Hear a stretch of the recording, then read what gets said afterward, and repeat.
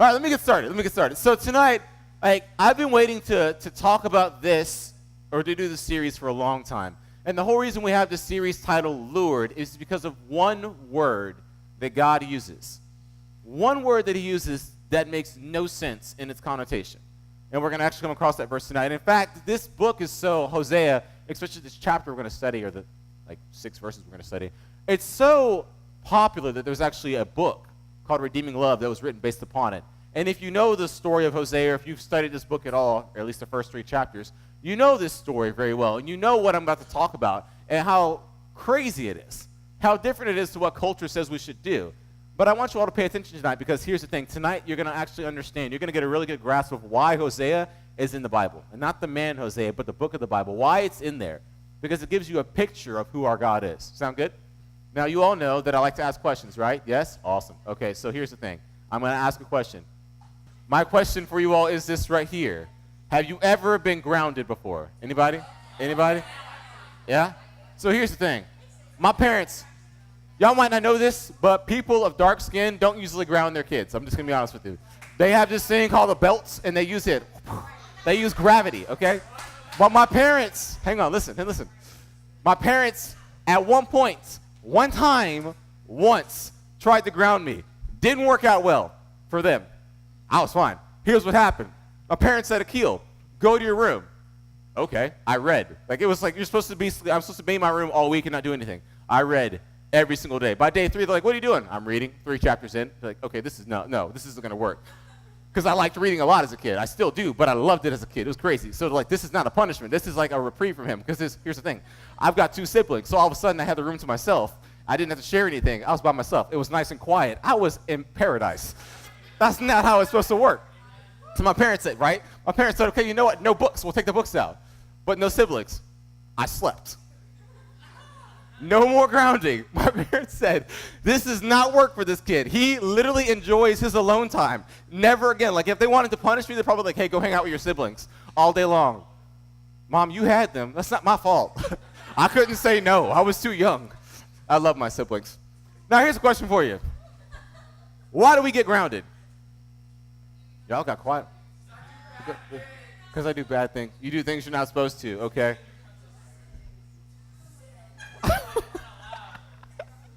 All right. Because we love each other, I'm going to share with you what was said on this side. This person said the reason I got grounded was because I sniffed my crush's hair.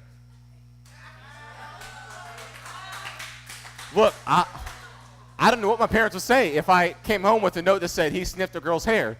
They'd be very confused. Anybody ever here? Anybody ever get grounded? Yes, sir. Why have you been grounded? What have you done? You broke your foot playing. You know what? Isn't that like parents to get mad at you when you get hurt? Like, I fell down the street one time. I was skating and I tripped and I had a chipped tooth. I was bleeding everywhere. My dad got upset with me. It's like, I'm already hurt. Why are you mad at me? Like, blame gravity. I couldn't help it, but I got in trouble. So we get grounded or we get punished because in some way we have fallen short of our parents' expectations, or we just fell and they're just like, you're supposed to catch yourself. Like, I'm sorry, I'm not Superman. Anyway, so here's a question for you. Have you ever thought about this? How does God deal with his people when they fall short? You ever thought about that? Now, I ask this question because I never thought about it until today. I'm serious. Bless you. I'm so serious. How does God deal? And it's one of those things where as I sat and thought about it and I reflected on it, and y'all, I've been prepared for this series and for this message for a while, but I really started thinking, okay, God, how do you, and I started thinking, okay, I've studied the Old Testament quite a bit. New Testament's really simple. It's really short. And I started reflecting, okay, God, how do you deal with the people of Israel? How do you deal with your people when they fall short, when they mess up? And it blew my mind because I realized God has a character trait that most of us completely are oblivious to. We just overlook. But tonight, we're going to talk about it. We're going to talk about how God responds to his people when they don't live up to the expectation that he has set for them. So if you have your Bibles, go ahead and turn to Hosea chapter 2. We're actually going to literally pick up where we finished off last week. We finished in Hosea chapter 2, verse 7. Guess where we're going to start today? Verse 8. If you couldn't get that, you need to go back to elementary school. 7 plus 1 is 8, all right? It's the next number, all right? Unless you're counting by decimals. And it says, And she did not know that it was I who gave her the grain, the wine, and the oil, and who lavished on her silver and gold, which they used for Baal. Now you might be asking yourself, who is she? Well, she is Gomer. And if you're new to here and new to Encounter, here's what's going on. Hosea was a prophet. Hosea was asked by God to go marry a woman of the night, a scandalous woman, a prostitute. And Hosea said, okay. So he gets married to her, and he has a kid. He has a kid. Then she has 2 more kids, not his kids. And Hosea says, look, Gomer, let me talk to you for a second. You don't messed up. You're doing things you shouldn't do. And here's what I can do. I can actually cast you out and get rid of you because that's my legal right. But because I love you, I'm not going to do that. What I'm going to do is this right here. I'm going to actually cut you off from all those people. I'm going to surround you with love so you recognize the fact that, look, these things are not going to help you. You're not going to get you where you want to be in life. And then Hosea says this right here, but there's more. There is more. Here's the thing. You took the stuff. Anyway, people are giggling up here. It's okay, though. We're allowed to giggle. This is a giggle-free place. You can giggle. Here's the thing also. He says, look, I've given you a lot of stuff, all right? I've given you grain, I've given you wine, I've given you oil, all right? And you've taken these things, you said, you know what? This is for my suitors. This is for the men, the other men that I'm talking to. Here's the thing. If you're married, you probably should talk to that one person when it comes to relationships, not other people. That's called adultery. Doesn't work well for you. You get sued and get divorced, all right? Lesson learned. So he says, look, you've got to stop this. This is not getting us anywhere. But it's weird because if you look back at that verse, it goes from, okay, she, to all of a sudden Baal. You might ask yourself, what in the world is going on here? Well, remember this right here. Hosea and his relationship with Gomer is a picture of God and his relationship with Israel. And so what God is saying is this right here. Look, I've given you a lot of stuff. And what you're doing is you're taking it and you're saying, Baal has given me these things. Praise Baal. Baal is a false god. Baal is, like, basically, there are a bunch of different types of Baals, depending on where you are in the Middle East. But basically, Baal is a false god. And so they're saying, look, Baal is the reason I have been given all these wonderful things. So thank Baal for this. And God says, you know what? I'm going to do something about that. What does he do? We're about to find out. So he says, therefore, I will take back my grain in its time and my wine in its season. And I will take away my wool and my flax, which were to cover her nakedness. So he says, look, I'm going to take everything I've given you and I'm going to remove it from you. But there's something you got to notice about this. When Hosea is talking to his wife Gomer, and when God is talking to the people of Israel, God says something really interesting. He says, hey, you know what? I'm going to take the gold, I'm going to take the silver, I'm going to take all these things that you've acquired, and I'm going to remove them. Now, here's the fun fact about Israel. If you look at the natural resources that Israel produces, gold and silver is not on the list. Why? Because they don't have any of it. So how would they get it? Well, if you remember way back in, what was it, Exodus? Yes, Exodus. When they left Egypt, they got a lot of what? Gold. A whole lot of gold. They were given gold from different nations. In fact, when they would go to war, they were given gold, and they acquired a lot of wealth. So what they were saying was, look, this gold, this wealth we've acquired is from Baal. First of all, you didn't have land before you acquired it. You thanked God for the land when you got the land, the promised land that he promised your forefather Abraham. So why are you thinking Baal? But God says, you know what? Okay, that's fine. Here's what I'm going to do. That grain that you love so much, that comes in its season, because here's the thing, your soil is really, really fertile, and there's a lot of plants and things. And in fact, there's a plant for every season, every single season in Israel. It's amazing. The place is rocky and sandy, and yet a lot of stuff grows because it's a very nutritious soil. God says, all right, here's what's going to happen. The soil, not going to produce. See what happens. It's not going to produce. All of a sudden, the crop's going to be like, yay, oh, there's nothing. Okay, cool. So that means your grain is gone. What happens when your grain is gone? You're not making bread anymore. You can't eat like you like to. You're kind of hungry a little bit. Okay, also, what happens? Well, we make our olive oil out of what? Olives. What happens if the olives aren't living? All of a sudden, oh, the soil's not so strong. The rain's not coming down. What happens then? The olives die. Oh, well, that's sad. Well, here's the thing also you think about. Your grape vineyards. Your grape vineyards make your wine, right? Some people like to say juice, your wine.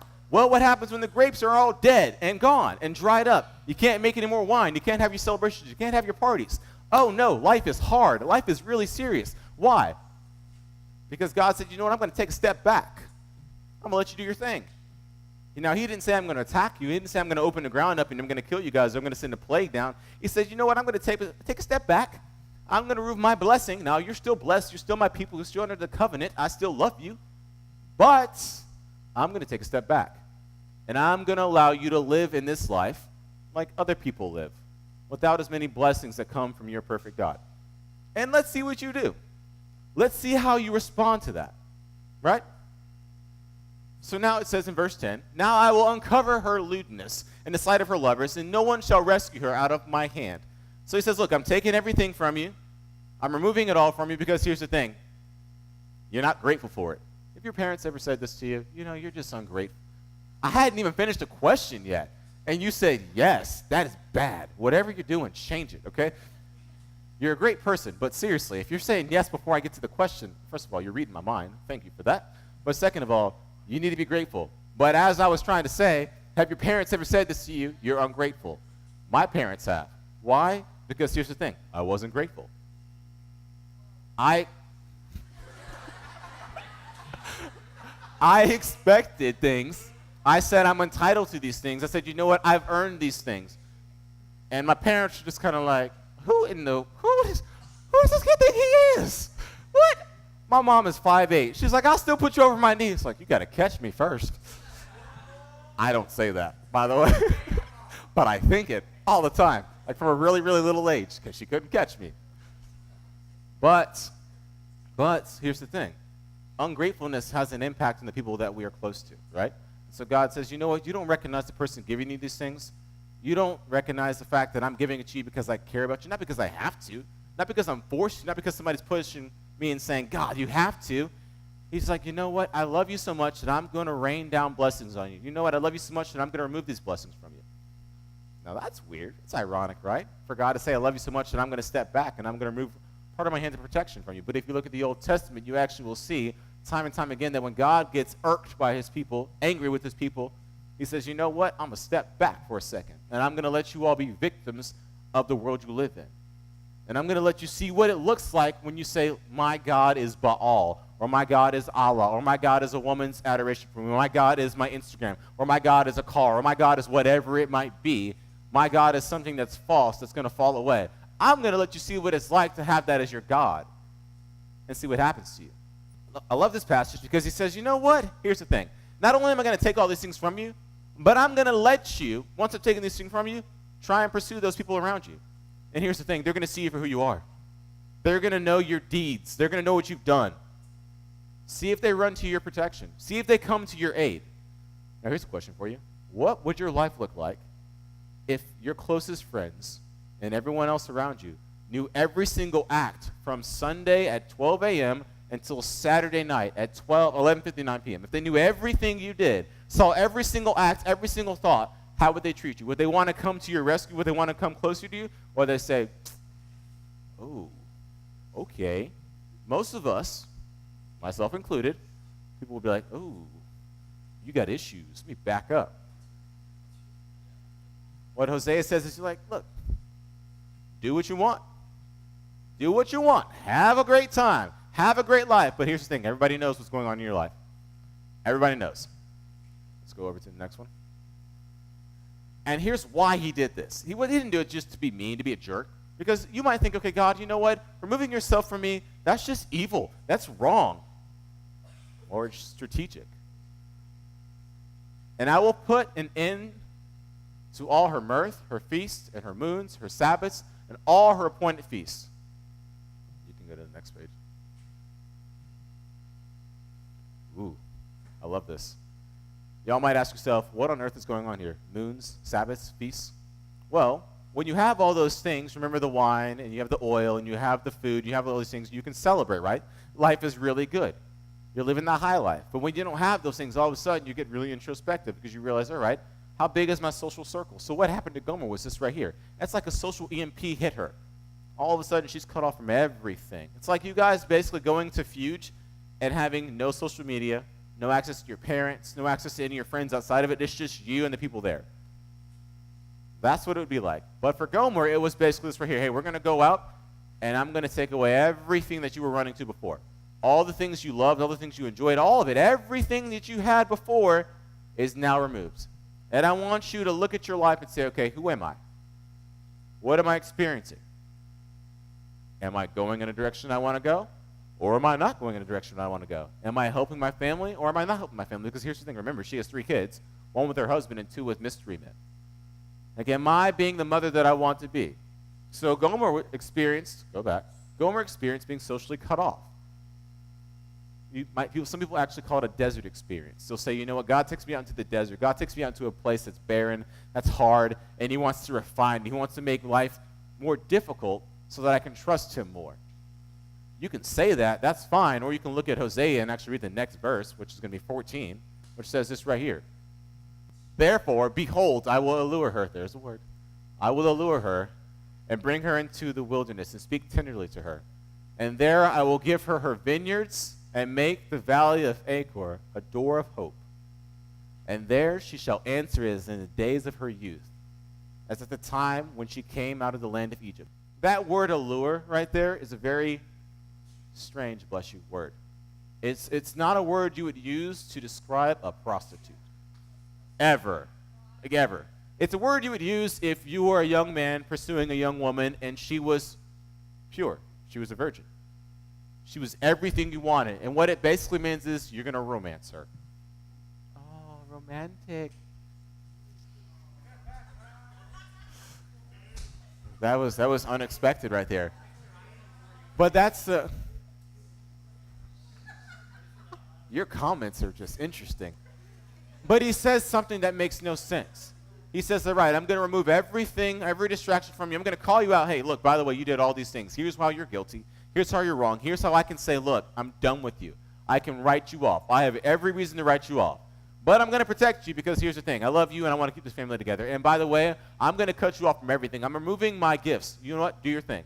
So he says, hey, I'm going to protect you, but by the way, you can go do your thing. How are you going to protect me by letting me go? That makes no sense. I'm very confused. And he says this, all right, we're going to go on a little date night. We're going to go out into the woods. We're going to have some time together. We're going to hang out together.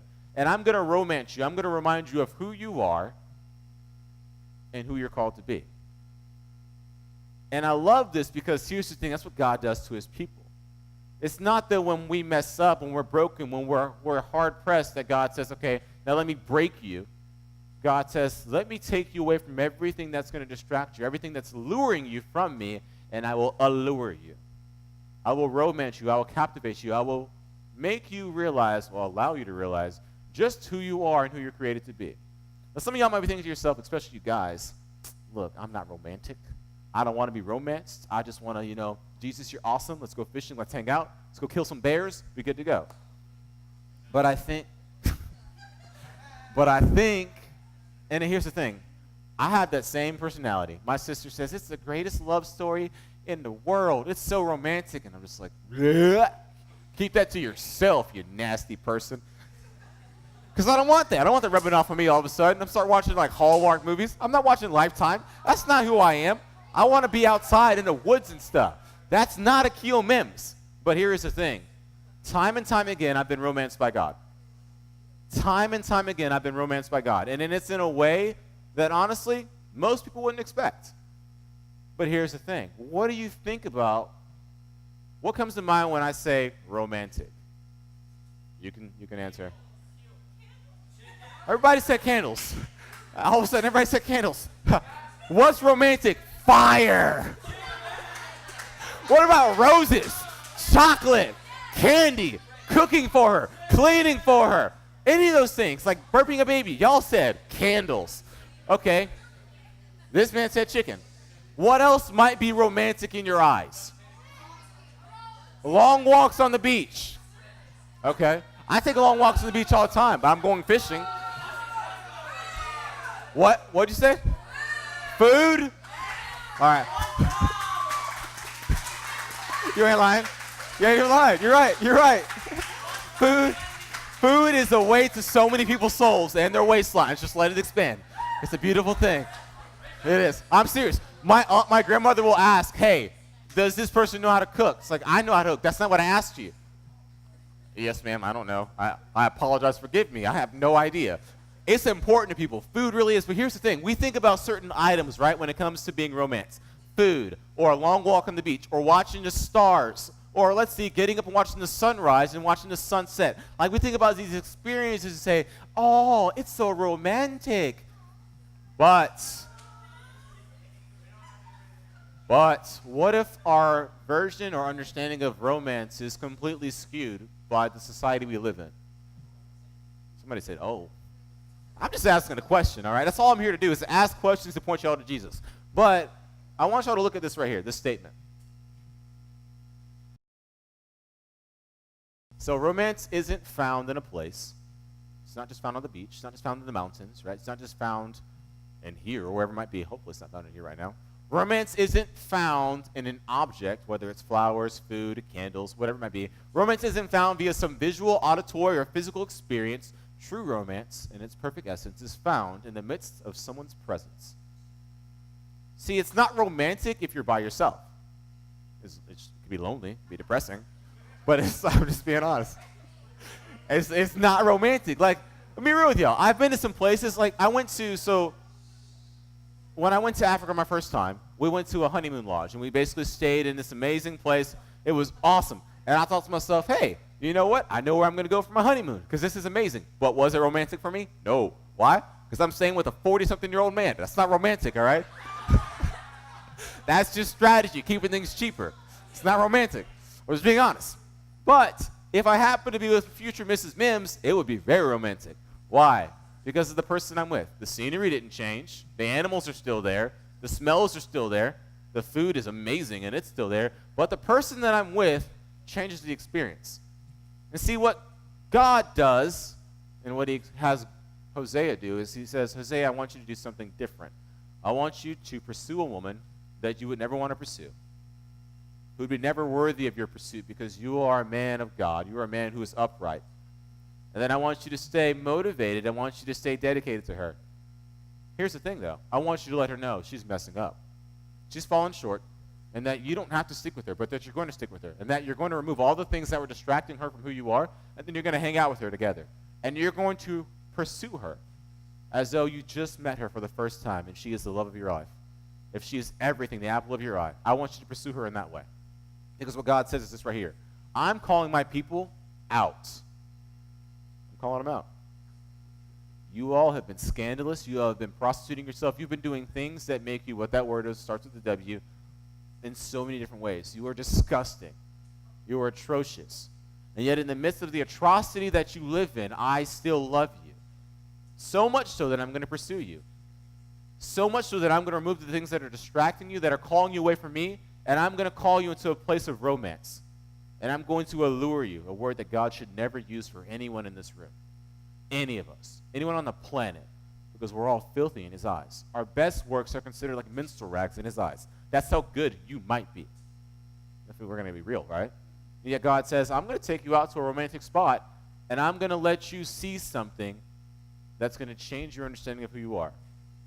And what he lets us see is who he is, how he knows who we are, what we like, what we love, and he gives it to us. And now I'm not saying God gives us everything we want, but it's like this right here. Let's say that I'm fishing, because I love fishing, right? I don't really care about sunsets. It's not my thing, right? But I can notice a moment. I'm fishing, and I catch one of the most amazing fish in my life as the sun is setting. And I'm just kind of like, no one else is here to see this. And in all honesty, I thank God when I catch a fish. I'm like, thank you, God. That's awesome. This is so much fun. But I realize that God, he understands how much I love nature. He understands. He understands how much I love to get away and just enjoy the atmosphere of creation itself. He understands how much I love fishing. But when I'm in that experience, I'm like, God, thank you for the fact that you allowed this to take place, because it was you beside me who allowed this to take place. It wasn't my ability to make the fish bite at this time. It wasn't my ability to create the painted sky I'm seeing. It wasn't my strength or my ability or my timing. It was yours. See, God strategically puts his people in places and times because he says, look, I want to romance you. I want to show you who I am. I want to let you know that I find you captivating, that I find you alluring, that I love you, and that I will pursue you. I want you to know, here's the thing, and it's something that goes against culture. You're worthy of being pursued. Because what the world says is, make more money and you're worthy. What's your net worth? How much money are you worth to the world? It might say, hey, once you have X number of Instagram followers, you are worthwhile. Once your GPA gets to a certain place, you are worthwhile. Once you have this certain person on your side, you are worthwhile. Once you get this certain degree, you are worthwhile. Once you acquire, you are worthwhile. And what God says is, once you were created, knit together in your mother's womb, you are worth my while. That's the purpose in this book. The purpose is to let you know that no matter how bad, how messed up your life is, because let's be honest, we all sin. We all fall short of God's glory. We all mess up. Some of us more than others, but it doesn't matter how much you sin. It matters that you sin. I had a conversation with a certain person who got really, really upset with the fact that I said, well, here's the thing. Whether somebody lies or murders 1,000 babies, they're all sinners in God's eyes. And this person said, but killing the innocent is wrong, and it's a bigger sin in God's eyes. It's like, no. Here's the thing. You're being a judge. Matthew 7:1 says, judge not, lest ye be judged. We do not take the place of judgment. We understand this, that we fall short. No matter how much we fall short, we fall short. And it is God who came down, condescended to the earth, and redeemed us through the blood of Jesus Christ, who sacrificed his life on the cross for us. That sets us free and says, you know what? Your sin is removed from you. Your sin is no longer part of who you are. Your sin is no longer your identity. You're no longer seen as a whore in my eyes. You're seen as redeemed, loved, and sanctified, made new, made whole. That's the God we serve. So when God says, look, I want to take you out into a place that's completely different than anything you've experienced, and I want to romance you, don't look at it and say, ew. Look at it and say, thank you, God, because I will never be worthy of that. I'll never deserve that. I'll never be enough. But the question I love to ask at the end is always a challenging question, and it's a question I have to ask myself as well. Are you being lured or allured? Are you being lured away? And remember last week I actually had the fishing lure up here, and I meant to say this. I don't even know if I did or not. But the lure does me no good if there's not a hook in it. Because the fish I go for, I use fish to catch them, right? But there's something different about that fish. There's something off about that fish. The fish has a hook in its back, and it's causing it to swim erratically. The fish just cuts down its side, and it's causing it to bleed more than it should. The fish is off. It's still what the fish wants to eat. It's still its prize, but it's off. And I catch fish, and I hook fish, and I kill them. I mean, let's be honest, like I eat the fish because I lure them with something so similar, so close to what they want, and yet it's deadly to them. And that is the exact same thing that Satan does to us. He says, hey, look, beautiful young lady. She says she loves God. She's got all these Instagram followers. She blah, blah, blah, likes you, all these different things. Like, she is what you want. Yeah, she's amazing. But she might be a kryptonite, man. Or he says, hey, look, this is the most amazing school you could ever go to. Like, you should never even get into it, but you got into this school. Maybe God's saying, you know what? Are you going to go because that's the dream school that you've always wanted to go to, or are you going to go because, look, God, I'm going to follow you, and I'm going to go so I can glorify you. I want to make you famous. Are you trying to make yourself famous by going to a school? Like, hey, I'll be honest for a second. I considered leaving my seminary to go to Oxford in London because my GPA was high enough to transfer for free. It's like, I'll go to Oxford because here's the thing. For years, they didn't let black guys go. And it's like, I'd love to say, look, I'm a black guy who went to Oxford. That's pride, you all. That's being lured away by a name and by a title. That's not me being allured. That's not me following God and saying, God, be the leader of my life. You all, it's so easy for us to mix up the two, being lured versus being allured. Do not be tricked by Satan and his schemes, because his goal is very simple. It's to destroy your soul. It's to lead you to destruction. That's it. That's all he wants. Like, he doesn't want to make you a bad person. He doesn't want to make you feel bad about things. He doesn't want to make you say, you know what, I could be better. He says, look, I want to cripple you and destroy you for the rest of eternity. And I'll do what it takes. Because some people, it's a lot easier than others. Some people are more susceptible to certain sins. Some people are less susceptible to certain sins. I don't care about drinking. I don't care about smoking. I don't care about doing drugs. Not my thing. There are things that I'm more likely to be tempted by than other people. And there are things that other people are more likely to be tempted by than what I am. So I have to be very cautious when I go into situations, and I have to say, God, okay, what is your desire for me right now? Am I walking with you? Am I walking on my own strength? Am I just saying, you know what? Let's see what happens, God. Let's have fun. Am I being lured to my destruction? No, I really pray that tonight would be a night where you are allured by God, where you are romanced by God, and you recognize that the God of all creation, of all existence, said, look, I loved you from day one, and I love you to the end of your life and beyond there. But it's your decision as to what you want to do with it. You can accept that love, you can receive that love, and you can let it transform who you are, or you can keep on living the way you're living. And that lifestyle will destroy your soul one day. But the choice is yours. For me, I made the choice to follow Jesus. Do I struggle? Yes, daily. Daily. Mike can tell you. Daily. But every single day I get up and say, God, I need you in my life. Please redeem me. Please captivate me. Please draw me closer to you. Because without you, my life is worthless.